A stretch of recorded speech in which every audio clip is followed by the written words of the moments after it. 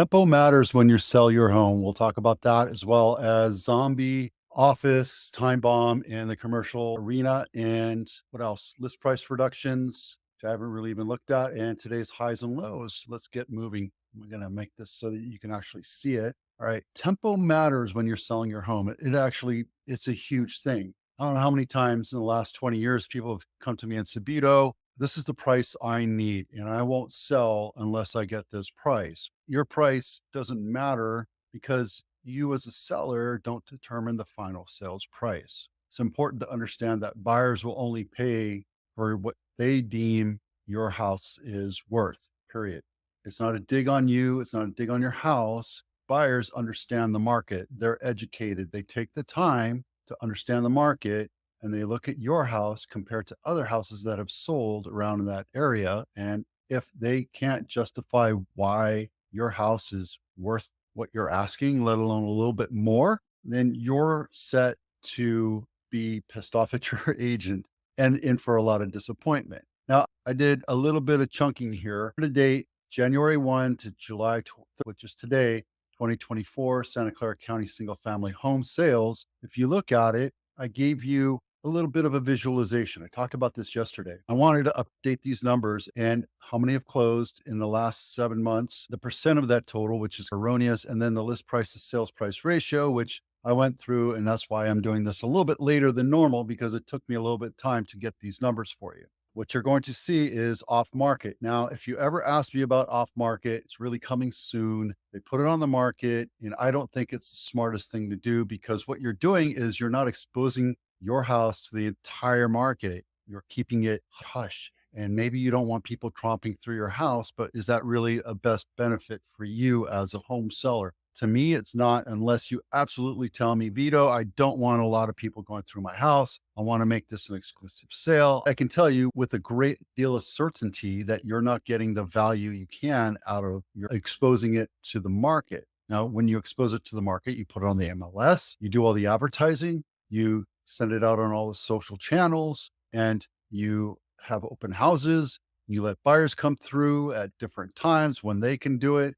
You expose it to the entire market. Now, let's say that there's 1,000 buyers that are looking for homes at this particular time. There's only a certain set of those people that are looking for your price range, your bedroom count, with or without a pool, that kind of thing. So it narrows it down to maybe 5 or 10%. So really, you're looking at maybe 50 to 100 people looking at your house. When the times are great, you can pretty much slap up any price you want.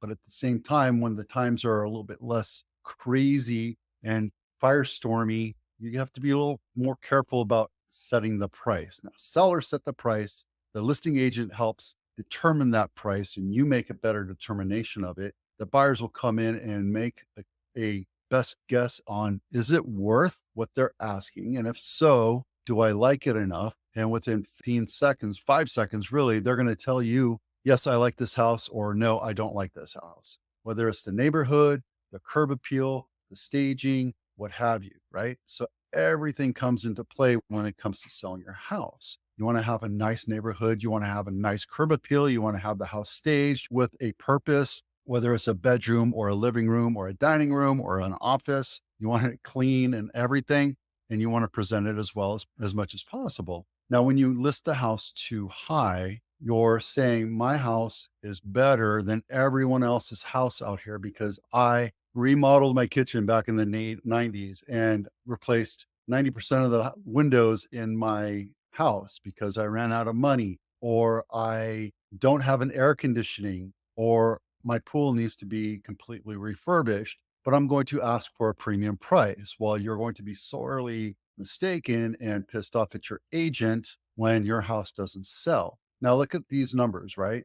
A big, huge number of homes sell within the first 14 days. I like to get my listings under contract within 7 days, but typically when the market slows down, I let that slide because I want to expose it to a greater portion of the market. After 14 days, all the buyers in that group have seen your house, whether they've seen it on the MLS, they've gone through the house on an open house, or they've had a private showing and they made a determination whether or not they want to buy that house. 17 and change, so just round it up to 18% of the houses are overpriced. And I can tell you that specifically because if you look at the list price to sales price ratio, which is very important, when you price it correctly, the house is going to sell, right? The house will sell. Now, off market, yeah, that's an erroneous number because you don't really know if that market, I think off market sales are a bad deal for sellers. I say that all the time. I'm not a big fan of it. I think it's just a greedy way for the listing agent to double their listing so they can double up their commission. And I don't think it's worth anything to the seller. I don't think it's a good value. It's a great option for buyers and buyers agents if they can come in, and it's a great option for that office. So if I have, say, 5 offices, I work for one of the big franchises, I have 5 or 10 offices, I can spread it around and I keep it inside. I'm doing my best for my company.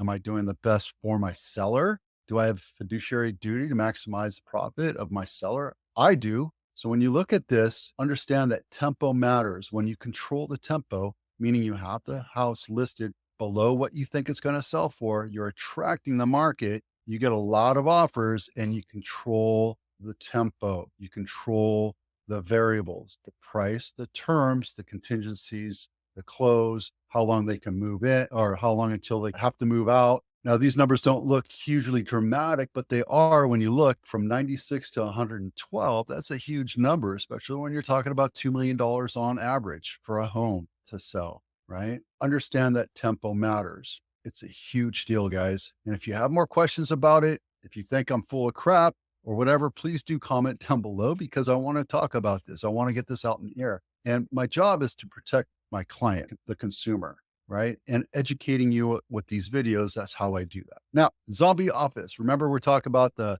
house of cards, right? We have the house of cards right here. And any one of these things could be coming. And I think it's either going to be the automotive market or the commercial market right now. It slowed down in 2018, but now we're at a point where I think we're grossly overvalued. A lot of things, food, for gas, for rent, for commercial, for everything, right? Zombie office time bomb. How many people are working out of their house? How many people are working out of their office? Those offices are now becoming zombie or they're dead space, right? They're not being utilized correctly. So some business owners are electing to get rid of some of their space or go to a temporary space or go to a hybrid system, right? But that's hurting the commercial business. And I'm telling you this from many different angles, from apartments to commercial space to strip malls to everything. Look at all these office buildings where their parking lots are completely empty. Well, somebody owns that and somebody has to pay rent. Somebody has to pay the loan on it. Somebody has to pay the utilities on it. Somebody has to pay all that stuff on it. And a lot of these are going to go underwater and then foreclosure. And I've been talking about that for the last 2 weeks. Commercial is one of the tipping points of the house of cards. Be very aware of what's going on. What can you do about it?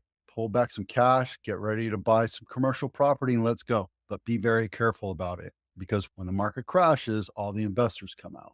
Just be aware of that and what you're going to present because you don't want to sell a house as is with 100 different things that you have to fix up. Decide if you're going to look at the big things and decide if you're going to put effort and repair into some of the big items on that checklist. It'll get you a head start for when you have a property inspector come through and look at your house.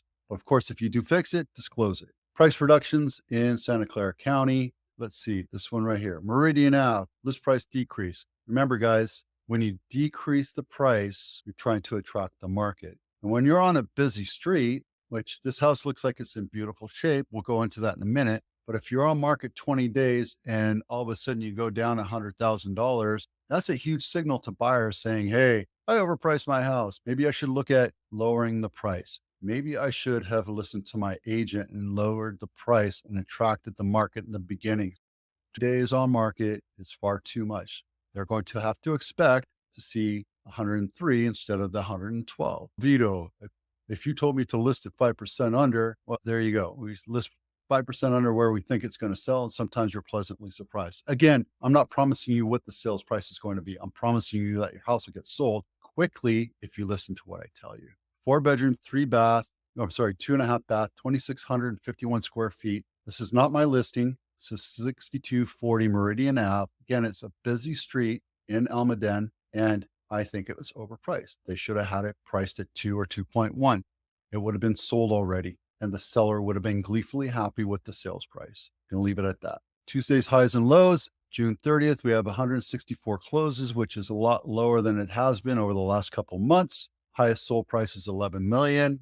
The lowest sold price is 825,000, which isn't that bad. It sold for 114 over list price. This one right here was a market maker. They lost 4% on it, 4.5%. And these two we talked about last week. They're still on sale. Waverly and Loma Prieta. And then these two actives, we have